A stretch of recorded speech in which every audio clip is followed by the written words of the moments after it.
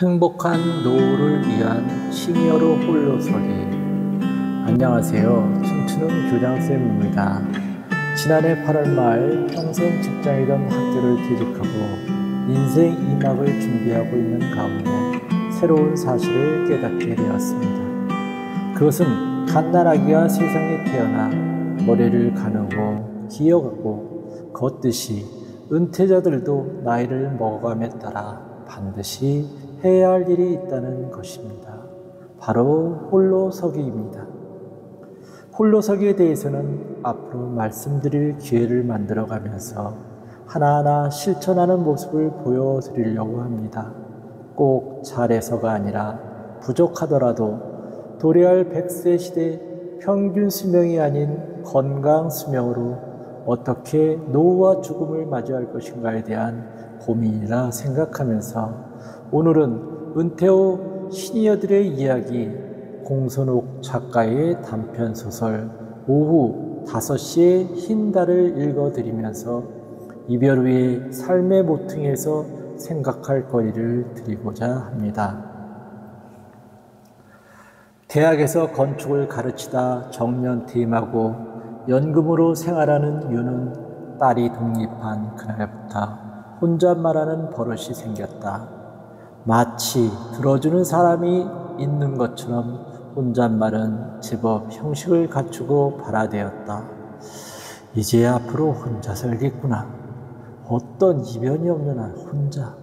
내가 언제까지 살까? 하여간 죽는 그 순간까지 혼자 살게 될 거야.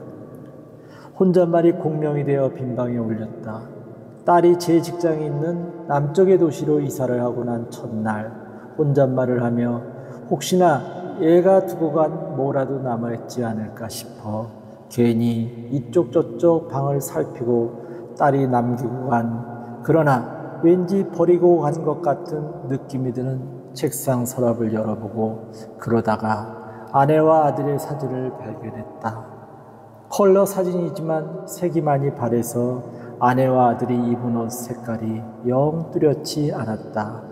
분홍인 듯해서 다시 보면 회색인 듯했다. 그 사진을 자신이 찍었다는 것이 유는 영 믿기지 않았다. 평생 아파트에 살 거라는 걸 알지 못한 채로 아파트로 이사를 앞두고 있었을 무렵일 게다. 그때 이사와 지금도 살고 있는 이 아파트는 윤이 가족을 이루고 나서 처음 가져보는 자신의 집이었다. 새 집에서의 마지막 주말, 새 아파트로 이사를 앞두고 있고 3월이면 시간 강사로 전전하던 생활도 끝나고 전임 교수로 새로운 생활이 시작될 것이기에 그날 봄 기운이 물씬 묻어나는 2월 하순의 저녁 산책길은 당연히 행복했을 것이다. 5살배기 아들의 볼따구니가 밝겠다. 아들의 빨간 볼에 아내가 입을 맞추는 순간을 그가 찍었을 텐데도 이상하게 실감이 안 난다. 벌써 25년 전이다. 아들의 어린이집 차가 타이어 펑크로 커브길에서 절벽 아래로 굴러 떨어졌다. 차 안에는 소풍 가는 아이들과 엄마들이 타고 있었다. 탑승자 20명 중에 7명이 사망했고 그 중에 아내와 아들이 있었다. 아내와 아들을 떠나보내고 딸과 둘이 맞은 그해 봄날의 벚꽃은 여전히 아름다웠고 그해 5월의 실록 또한 여전히 눈부셨다. 아내와 아들을 잃고도 자신이 꽃을 보고 탄성을 지르고 실록에 눈부셔한다는 사실이 죄를 짓는 것 같으면서도 안심이 되던 것을 유는 기억한다. 그해 봄 이사 왔을 때 창문 너머로 보일락말락하던 벚나무가 이제 창을 온통 가리는 울창한 수목이 되었다. 벚나무가 창을 가리고 울창한 수목이 되어가는 동안 딸도 자라고 자신은 늙었다. 하루하루 아무 일도 없이 그렇게 25년이 지나갔다. 일은 있었다. 아들을 새장가 못 들여 안달하시던 어머니도 이제 저 세상 사람이 되었다. 80 넘어서부터 급격히 몸이 굽더니 그 길로 자리 보존하다가 아버지와 함께 들어간 요양원에서 세상을 떠났다. 니네 엄마가 어디 가서 안 온대냐? 엄마는 돌아가셨어요, 아버지. 아니야, 금방 온다고 했다고. 아, 맞아요. 조금만 더 기다려보고 엄마 안 오면 집에 가시게요? 그쯤으로 마무리 지어야지. 안 그러면 아버지와의 의미 없는 대화는 무한정 이어질 것이다. 그나마 젊었을 때처럼 아버지가 불같이 화를 내지 않는 것이 얼마나 감사할 일인가. 아버지의 치맥기는 중증이 아니었다. 윤희 집으로 모실만 했다. 딸이 독립해 나가고 나서 아버지와 함께 살겠다는 계획이 없었던 것은 아니나 아버지는 어머니가 곧 돌아올 거라는 믿음을 버리지 못하고 굳이 요양원을 떠나려 하지 않았다. 처음 몇 달은 요양원을 방문했다. 그러다가 일주일에 한 번, 지금은 한 달에 한 번 정도 간다. 아버지가 아들과 함께 살기를 결심하지 않는 한 자신은 이렇게 한 달에 한 번 아버지를 보러 버스를 타고 요양원에 갔다가 집으로 오는 생활을 반복한다. 어느 날 딸이 아버지가 혼자 사시는 것이 더 이상은 불안해서 안 되겠어요 하고서 자신을 요양원에 데려갈 날이 올 것이다. 오고야 말 것이다. 무슨 꿈을 꾸었는지 알 수 없지만 꿈 탓인 듯도 했다.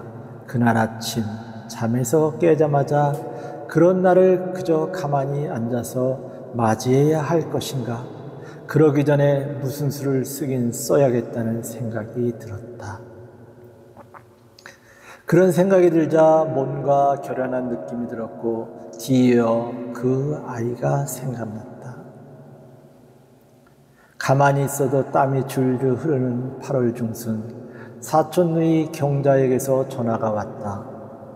경자는 고향 소식을 알리는 메신저다. 사고가 난 이후 유는 고향 걸음도 뚝 끊고 살아왔지만 경자 덕분에 고향 소식은 대충 알고 있었다. 철물점집 둘째 아들이 부도를 내고 외국으로 야반도주를 했다. 양조장집 딸이 이혼하고 제주도에 가서 유명한 연예인과 결혼을 했는데 얼마 전에 텔레비전에 나왔다. 누구네가 돈을 많이 벌어 어디다 산 땅에 건물을 올리다가 부도가 나서 돈 없는 생활로 다시 돌아갔다. 누가 누구하고 바람이 났다. 누가 결혼했다. 누가 죽었다. 누가 애를 낳았다. 그런 소식을 경자는 잊어버릴 만하면 전화로 알려주곤 했다. 오빠, 밤투리가 이달 넘어 결혼한다는데 알고 있었나요? 늘상 들려오는 그런 소식들 중에 하나겠거니 해서 모른다고 했더니 성섭이도 참 부정하네. 아무리 고향 걸음 안 한다고 청첩장도 안 보내나? 그제야 육촌 성섭이와 그의 아들 밤투리가 기억났다. 깎은 밤같이 예쁘게 생겼다고 밤투리라 불리던 성섭의 아들은 윤의 아들과 같은 해에 태어났다. 윤의 먼 조상의 시제에 참석하러 고향에 갔을 때 성섭의 아들이 묘지를 기어다니던 모습이 생각난다. 친형제들은 외국으로 이민을 가서 그렇다 쳐도 고향에 그대로 살고 있는 일가 친척들과도 내향하지 않는 이유를 경자도 알고 있을 테지만 특유의 스스럼 없음으로 꾸준히 연락해온 사람이라 웬만큼 민감한 말을 해도 그다지 신경이 쓰이지는 않는다. 오빠가 밤틀이 보면 준이 생각할까봐 그런 것은 알고는 있지만 그래도 세월이 얼마야. 하여간 오빠도 이제 고향에도 오고 가고 살아요. 응? 언제나 그렇듯 윤은 듣고만 있었다. 그래도 그날따라 경자 특유의 수다스러운 말투가 정스러웠다. 그랬었을 것이다. 천천히 그러겠다고 한 것은 경자는 결혼식 날짜와 장소를 알려주고 들어가라고 먼저 인사한 뒤에도 오빠 어저께 내가 김치 보냈으니 오면 받아서 잡숴요이. 한마디를 한 뒤 전화를 끊었다. 얼굴은 거의 못 보고 살면서도 경자는 문득 생각났다는 듯이 농사지은 부성기나 김치를 보내주곤 했다. 그랬던 사촌노의 경자가 오빠도 이젠 고향에도 오고 가고 살아요. 응? 이라고 했을 때 뭔가가 스르르 무너지는 것 같았다. 켜켜이 내린 눈 위에 또 눈이 내리고 온기 없는 햇볕 아래 눈은 날카롭게 굳기만 할 뿐 녹지는 못한 채로 먼지가 덮이고 그런 채로 세월은 흐르고 그랬는데 절대로 녹을 일이 없을 것 같던 눈이 옴싹달싹할 수 없게 천지 사방을 에워쌌던 그 딱딱하고 날카로운 눈이 스르르 무너지고 무너진 그 자리에서 녹아내리는 것 같았다. 경자의 그 아무렇지 않은 말이 왜 그날따라 그렇게 들렸는지 자신도 알 수 없었다. 나이 때문인지도 몰랐다. 하기야 딸이 지방을 탈탈 털어 짐을 싸고 미리 불러놓은 용달차에 실어 보내고 나서 아빠 끼니 잘 챙겨 드시고 혼자 있다고 너무 외로워도 마시고 하여간 씩씩하게 응? 알았지? 약간은 과장된 제스처로 작별 인사를 했을 때도 제 속에서 뭔가가 스르르 무너지는 것을 느꼈다. 나이가 들어서든 뭐든 하여간 많이 약해진 것이다. 몸도 마음도. 결혼식장에 와보니 결혼식 날짜는 그날이 아니고 그 다음 주 토요일이었다. 경자가 말한 이달 너머를 자의적으로 해석한 것이 잘못이었다. 이달 너머라 하니 8월 다음에 바로 오는 토요일인 줄만 알았던 것 같았다. 아니면 귀로는 제대로 듣고 달력에 표시하기를 잘못했는지도 모른다. 낭패스러운 기분이 들면 다른 누구에게보다도 자신에게 민망해져서 어린애처럼 행동은 거칠어지고 판단은 급해진다. 윤이 바로 택시를 타고 역으로 가서 돌아가는 차표를 사고 있는데 누군가 등을 탁 쳤다. 경자가 낯지선 아이와 함께 서서 윤을 보고 생글거린다. 손님을 배웅하러 나온 길이라고 배웅할 만한 사람도 아닌데 배웅을 나온 것이 아마도 오빠를 만나기 위해서였던가 보다고 좋아라 한다. 이왕 이렇게 된 것, 우리 집에 가서 밥이나 먹고 가라는 것을 뿌리치지 못한 것은 그렇게 하는 것이 오랜 세월 경자가 보내준 호의에 대한 최소한의 예의라는 생각 때문일 것이다. 경자 집은 여기서 걸어가기에는 조금 멀고 택시를 타기에는 가까운 읍내 외곽에 있다. 경자의 손주인가 싶어서 윤이 아이 얼굴을 살피는 기색을 보고 경자가 야 할머니가 우리 옆집에 살았거든. 야 아빠가 여자하고 헤어지고는 할머니한테 야를 맡긴 사이에 야 할머니가 돌아가셨잖아. 초상 칠 때 와서는 한 달만 맡아달라고 하더니 1년이 지나도 데려가지를 않네.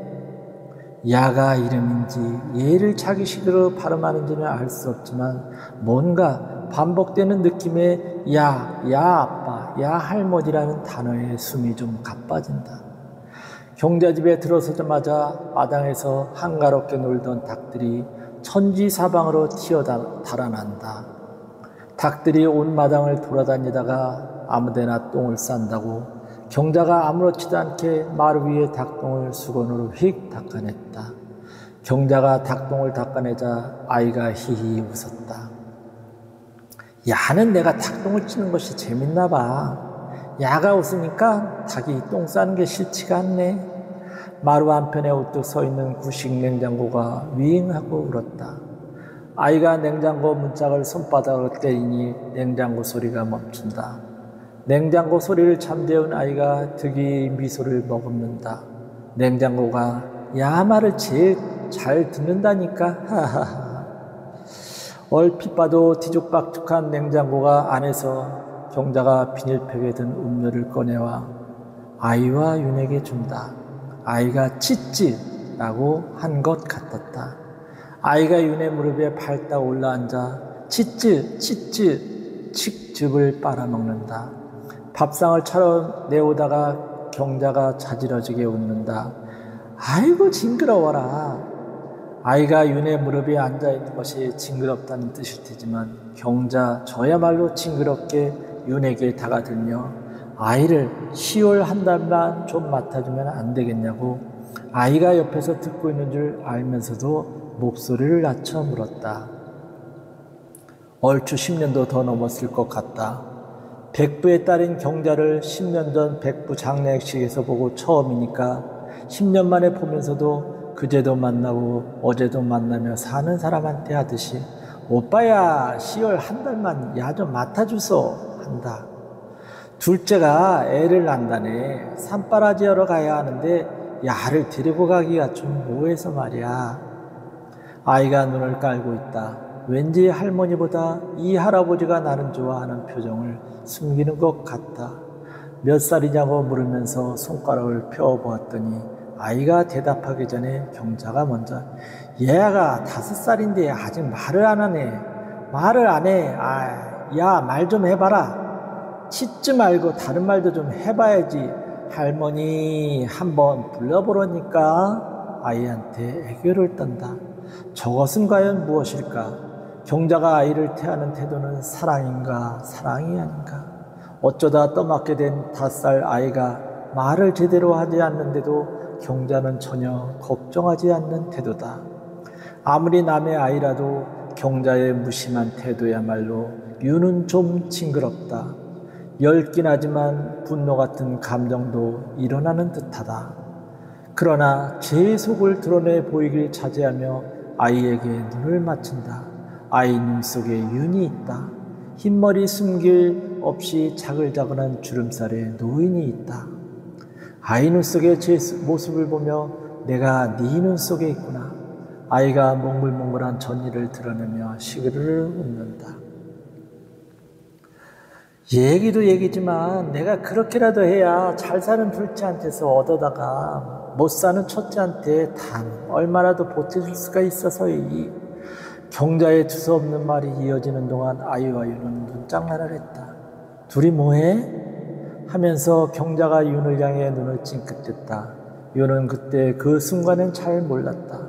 경자가 눈을 찡긋한 것은 혹시 10월 한 달 키워보다가 좋으면 그대로 쭉 얘를 맡아서 키워보라는 뜻이 아니었을까 싶어지던 것이었다. 장차 저와 함께 살아가게 될지도 모른다고 아마도 느꼈던 것일까.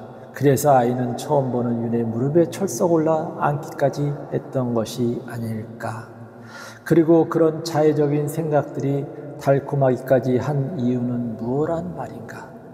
물론 윤은 그것이 무엇인지를 알고 있다. 다만 모른 채 하고 싶을 뿐. 아이와 만나고 나서 일주일 뒤 결혼식장에 다시 온 것은 친척 대소사에 꼭 참석해야 한다는 의무감 때문이 아니라 다른 이유가 있어서라는 것을 윤은 느꼈다. 그 느낌에 운명이라는 말을 붙여도 그다지 과장된 표현은 아닐 것 같았다. 10월까지 기다릴 것 없이 오늘 아이를 데려갈 수도 있을 것이다. 평소에는 거의 느껴지지 않는 심장의 요동소리가 미세하게나마 귀에 들려온 듯도 싶었다. 경자는 10월 한 달만 맡아주라고 했지만 한 달이 아니라 앞으로도 쭉 아이와 함께 살게 될 것이다. 아이와 함께 살 준비를 하느라고 지난 일주일은 좀 바빴다. 인터넷으로 아이들이 좋아할 만한 요리 레시피를 찾아보고 동화책, 그림책도 주문하고 옷가게, 신발 가게에도 들렸다. 손수건을 꺼내려다 보니 어제 신발 가게에서 가지고 나온 팸플릿이 따라 나왔다. 방 하나를 사면 모자도 준다는 광고지인데 아이 발 사이즈를 몰라 살 수가 없었다. 가게를 나오는데 뭔가를 두고 나왔듯 허전해서 집 앞 호프집에서 맥주를 몇 잔 마셨다. 치기가 조금 올라서인지 현관문을 열고 들어서는 집안 공기가 다른 날보다 더 정다웠던 것도 같다. 오랜만에 잠을 잘 자서인지 기차를 타고 고향으로 오는 내내 기분도 좋았다. 결혼식장 안으로 들어갔다. 금방 무늬가 요란해서 파티복처럼 요란하게 보이는 한복을 입은 경자가 지난주 토요일에 만난 것을 잊어버리기라도 한 것처럼 반기다가 기한 말로 애 보고 싶어서 온 거야? 은밀히 속삭인다. 경자가 그래서였을 것이다.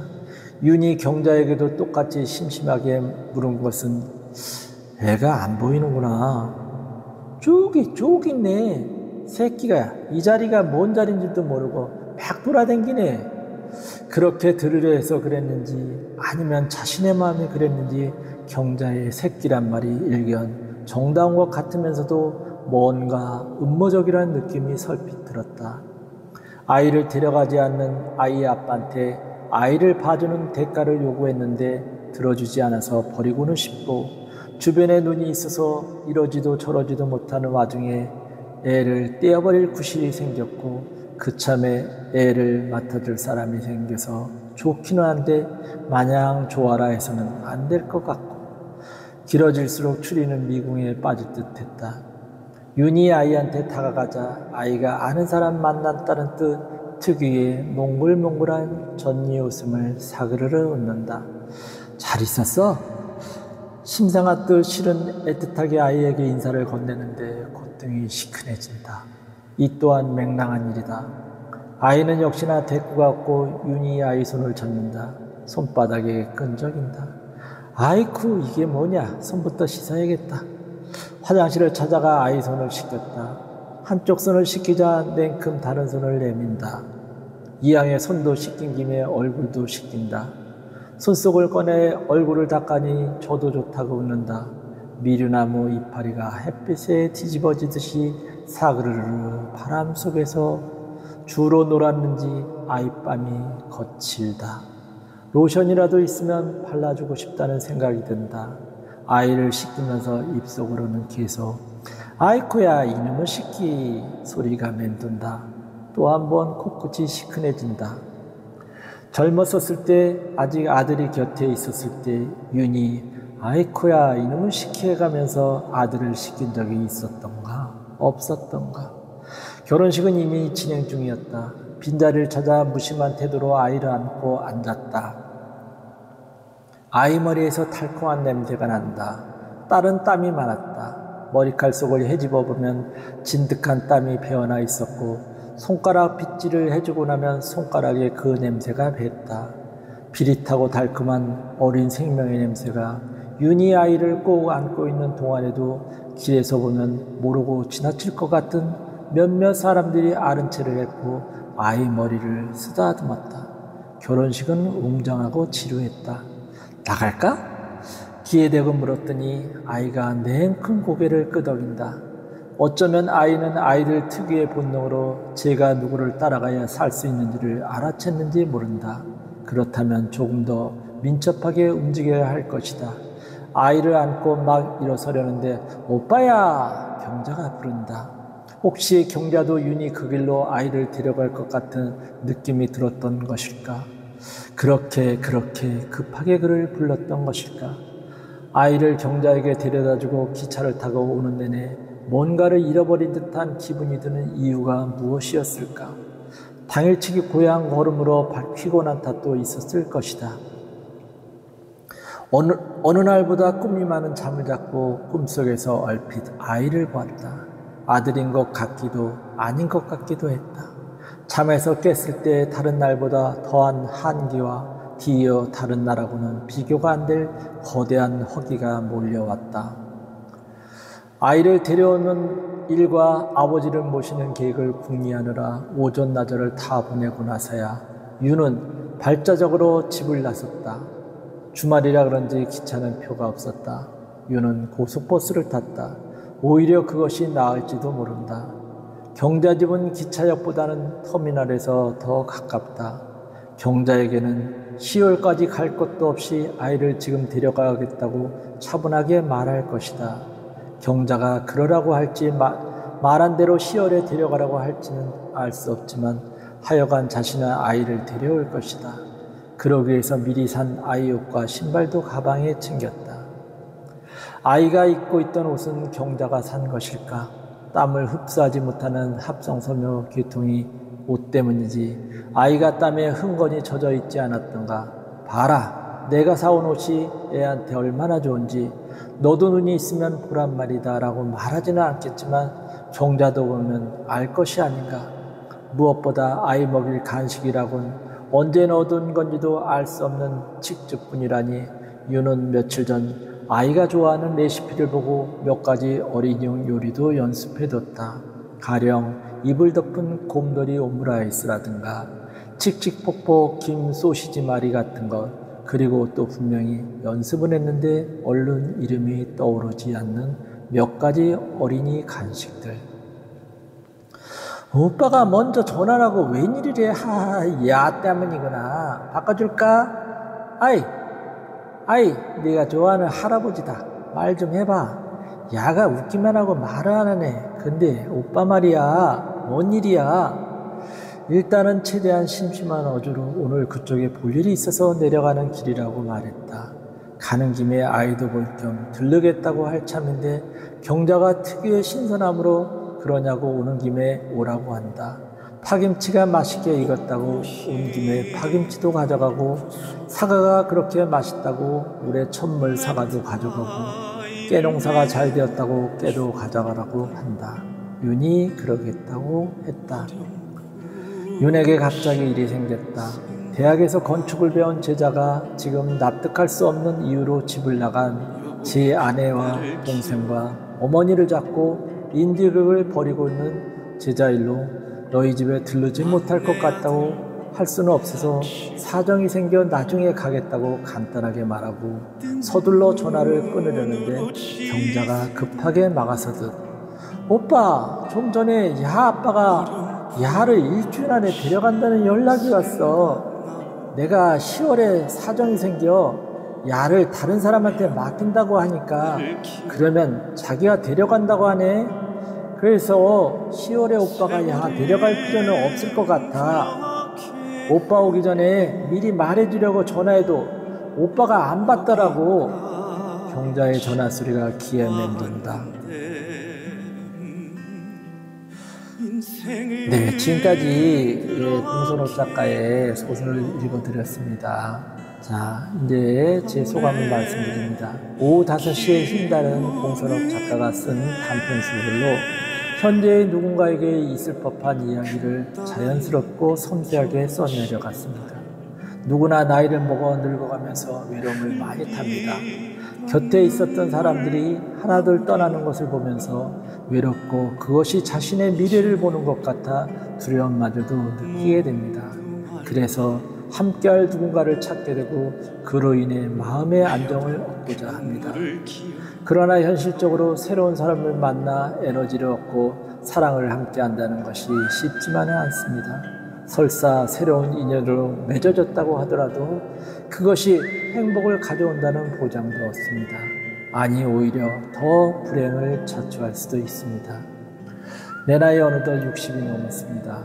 평생 다니던 직장도 뒤로한 지 어느덧 해가 바뀌어가고 있습니다. 쉼없이 달려온 직장에서 퇴직을 하고 나면, 자식을 모두 출가시키고 나면 이제는 내 시간이 되겠지 하는 청사진을 그려보았지만, 인생은 그래, 지금껏 성실히 살아왔으니 이제는 내가 하고 싶은 것 하면서 잘 살아봐, 이렇게 허락하지는 않는 듯 싶습니다. 미래는 예측할 수도 없고 마음대로 되지도 않습니다. 내 뜻대로 되지 않았을 때 마음의 상처를 덜 받기 위해서는 인생의 홀로서기가 필요합니다. 특히 나이를 먹어가는 시니어로서는 더욱이 홀로서기는 한순간에 이루어지는 것이 아닙니다. 고난과 역경을 극복하는 경험과 무관하지 않다고 생각합니다. 퇴직을 앞두고 근무해왔던 학교 6학년 아이들이 매일 학교에 오면 의미 없는 대화를 하고 핸드폰으로 게임만 하는 모습을 보면서 한 학급씩 교육을 한 적이 있습니다. 어쩌다 어른이 될 것인가, 나의 인생 터닝포인트는 언제인가 라는 주제를 갖고 내 경험을 통해 솔직하게 이야기한 적이 있습니다. 이제 나도 제2의 인생을 시작하고 있습니다. 6학년 아이들에게 가르쳤듯이 이제는 나도 누군가에게 내 인생에 필요한 것들을 배워야 합니다. 옛말에 나이를 먹어가면 아기가 된다고 하지 않았습니까? 마음이 약해 울고 몸을 가누지 못해 보호를 받고 기억을 하지 못해 타인이 되지 않으려면 지금부터라도 인생의 홀로서기가 필요합니다. 지금껏 이야기를 끝까지 들어주신 분들께 감사드립니다. 앞으로 저 나름대로의 홀로서기를 실천하는 모습을 여러분들과 나누면서 이 시대를 함께 사는 한 사람으로 모두가 행복한 노년을 준비하는 데 도움이 되면 좋겠습니다. 감사합니다.